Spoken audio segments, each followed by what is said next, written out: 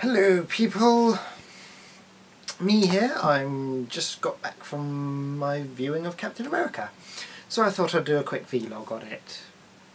Initial feelings about the film? I'm very impressed and thoroughly entertained. Now, this was, a little confession of mine, the first 3D film I've actually seen, and I have to admit that's probably because it was actually filmed, from what I understand, I would probably need to double check this, was actually filmed for 3D. It didn't really add anything to the film. I didn't see, I mean yes, it did its job, it effectively added depth, but still can't get excited about it, but it wasn't as bad as what people have told me it would have been. So yeah, I'm downgraded from being absolutely opposed to it to just being meh, not impressed. So yeah, let's talk about the actual film itself. Very impressed. I felt it kept up the standards of the other Marvel films, or at least the Avengers series ones. Very good. Lots of character development, very rich characters, which I thoroughly enjoyed. Even the more background ones had, when showing them, they actually showed them with a bit more personality.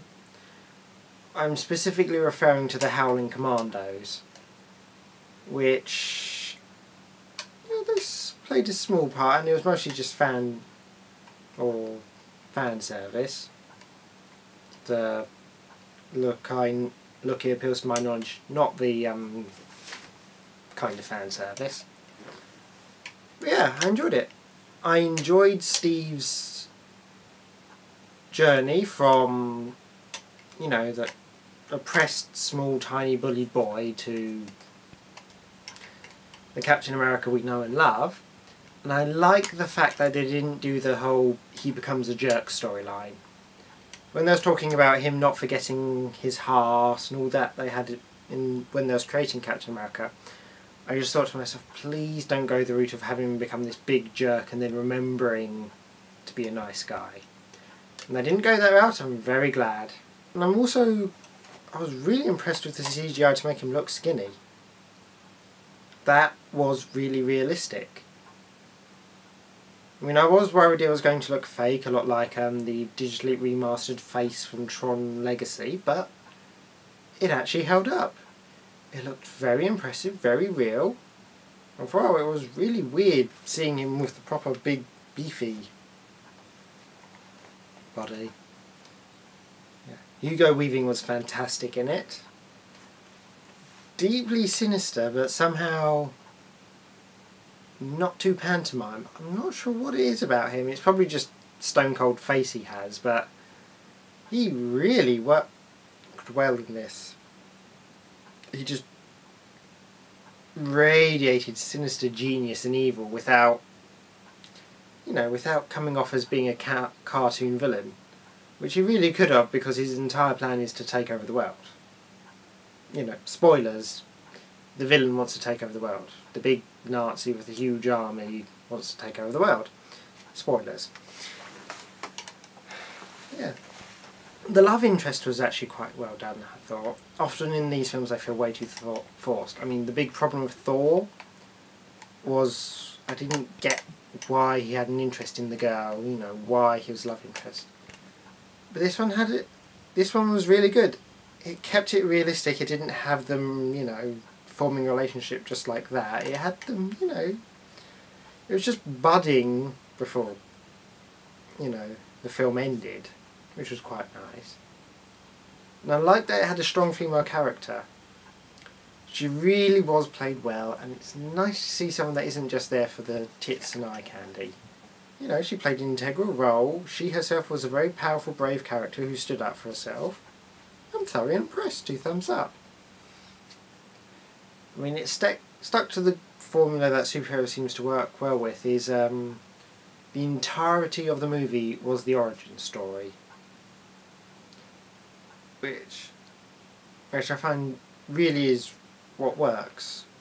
When you look back to the 80s and early 90s when they was trying to do superhero movies and they always failed, you know, they did the origin in the first 10 minutes and just felt very rushed, forced and unnatural and didn't build the character.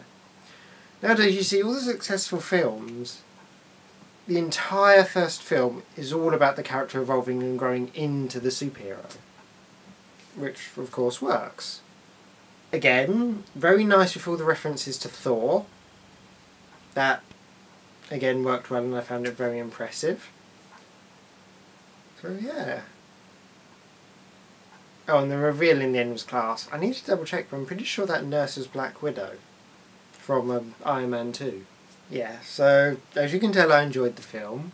I suppose I should come up with a few complaints. I'm pretty sure the guy in the bowler hat is British in the comics. I'm pretty sure he works for MI13, so yeah, if that's true then I would like... that did bug me. Oh, and the other thing I really liked about it was the Nazi technology. Now, I kind of like going into the murkier side of history, and one of the things I actually quite enjoyed was seeing, I mean on the History Channel every now and again, they have the prototypes Nazis tried for when they're designing the rockets, and some of them were absolutely crazy and wacky, but they got used in this movie. The Red Skull's escape pod, the rocket with the twirly engines, that actually came from a real design. So did the little bomb planes with the giant propeller on the back, also from a real design. So yeah, that was a nice little touch which really made me smile. Yeah, I'm struggling to think what I didn't like. I mean, I'm thoroughly impressed with it. I mean, the film wasn't perfect, but again, I thoroughly enjoyed myself, and I'm having real trouble thinking up something something to complain about. I mean, a good other thing was the reveal of Dr. Zola. I love the fact that they have him on the TV screen, because, you know, that's how he is in the comics. He's just a face on a screen all the time. Then actually pan over to see him there. Liked Bucky Barnes. Of course, I don't think he's done, because, spoilers, he died by falling into a big gorge, which anyone familiar with comic books and superheroes know that's never how a character dies. If they fall off into a big gorge, you know, they're going to come back later. I thoroughly enjoyed it, and I'm really stoked for the Avengers film.